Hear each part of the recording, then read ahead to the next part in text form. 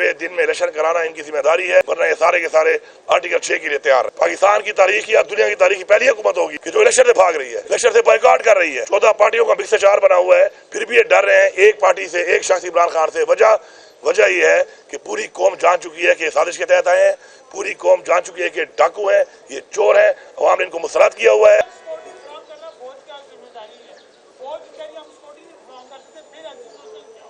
नहीं, फौज की जिम्मेदारी नहीं है, ये हुकूमत की जिम्मेदारी है। फौज को जब कहा जाता है कि जी आपकी मदद चाहिए तो फौज भी आ जाती है, फौज भी हमारी है। जैसे आपको मालूम है कि ये जो साजिश के तहत एक हुकूमत आई है और जो इन्होंने पाकिस्तान की मैशत का और पाकिस्तान में जो आज हालात हैं अवाम के, इनकी वजह से नेशनली और इंटरनेशनली वो भी आपके सामने है। तो इन्होंने कोई ये विक्टिमाइजेशन के लिए इलीगल FIR की हुई हैं बहुत ज़्यादा। अभी वकील साहब कह रहे थे जज साहब को कि जी ज़रा टाइम दें क्योंकि महीने में दिन कम है और पर्चे ज़्यादा हैं।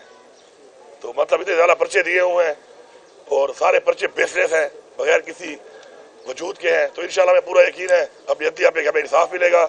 और साथ साथ मैं ये बताना चलूँ कि ये जो अभी एक और साजिश का ये प्रोग्राम बना रहे हैं कि ये पाकिस्तान के आइन को तोड़ने की कोशिश कर रहे हैं, तो हमारे से कोई कम्प्रोमाइज़ नहीं है। हम इसके लिए हर हद तक जाएंगे। 90 दिन में इलेक्शन कराना इनकी जिम्मेदारी है, वरना ये सारे के सारे आर्टिकल 6 के लिए तैयार रहे, जो भी इसमें इन्वॉल्व होगा। Thank you.